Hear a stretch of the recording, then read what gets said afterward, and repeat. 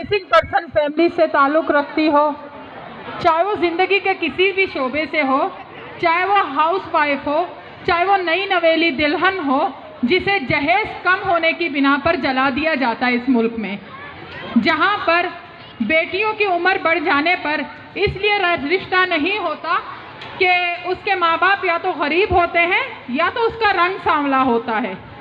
हम उस बदबूदार माशरे का हिस्सा हैं, लेकिन हम इस बदबूदार माशरे में जीने के लिए जद्दोजहद कर रहे हैं।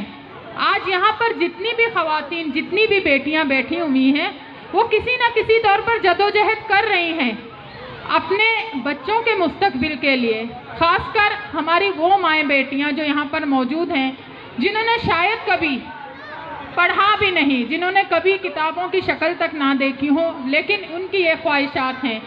वो शायद खुद घरों में काम करके ये ख्वाहिश रखती हैं कि हम अपनी बेटियों को आला तालीम दिला सकें। और मेरे ख्याल में यहाँ पर ऐसी काफ़ी ख़वातीन बैठी होंगी जो इसमें कामयाब हुई हैं काफ़ी हद तक, जिन्होंने अपनी बेटियों को माशरे में सर ऊंचा करके चलने का सलीका सिखाया है, वो चाहे खुद भले अनपढ़ रही हों। मेरा ताल्लुक़ लियारी से है, मैं बुनियादी तौर पर लियारी की हूँ। आज जिस वुमेन एम्पावरमेंट की बात की जाती है, आज से 35 साल पहले मैं अपने मोहल्ले की मासी गुलबीबी को वुमेन एम्पावरमेंट में देखती थी, जो अपने घर के सामने चना गल्ला और बांकलेट बेचकर अपने बच्चों को पढ़ा रही थी, जो बेवा औरत जिसने अपना घर बनाया, जिसने अपने बच्चों को तालीम दी।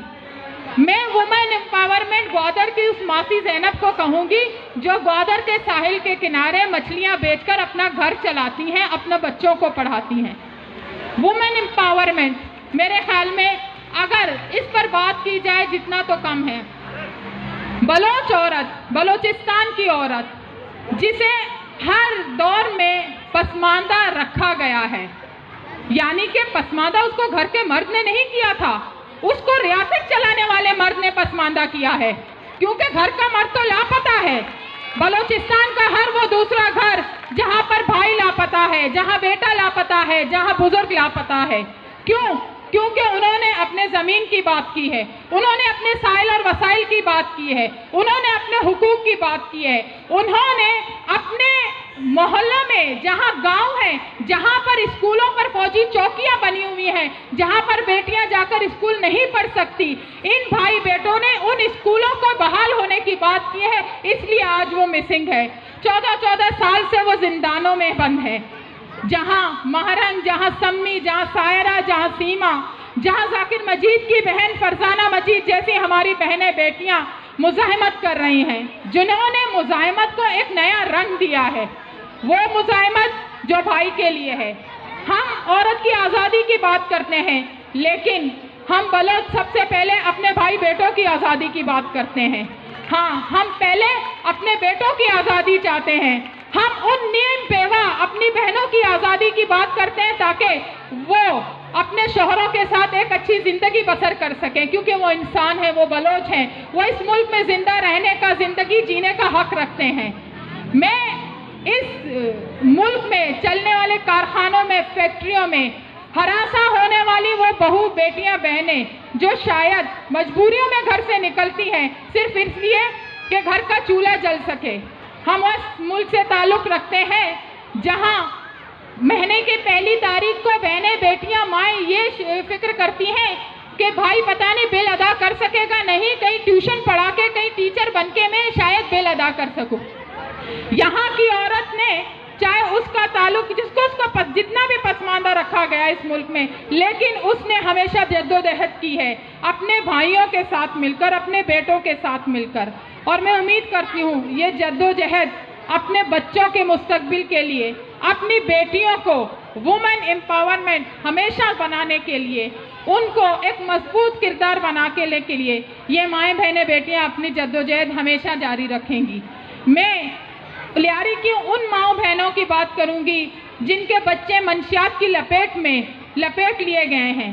ये कहीं उनके माँ बाप ने नहीं किए हैं, बल्कि रियासत के मुकर्रर करदा उन लोगों ने किए हैं जो मंशियात बेचकर खुद तो अपने बच्चों को आला तालीम के लिए यूरोप भेजते हैं, लेकिन लियारी की माएँ बहनें अपने बच्चों के इलाज मुआवजे के लिए जाकर कहीं बहादुराबाद, कहीं गुलशन इकबाल, कहीं गार्डन में, कहीं जमात खाना साइड में वो काम कर रही होती हैं ताकि बेटे के नशे से छुड़ा कर उसका इलाज करवा सकूं। हमारी लियारी की माएँ बहनें ऐसे दिन देख रही होती हैं।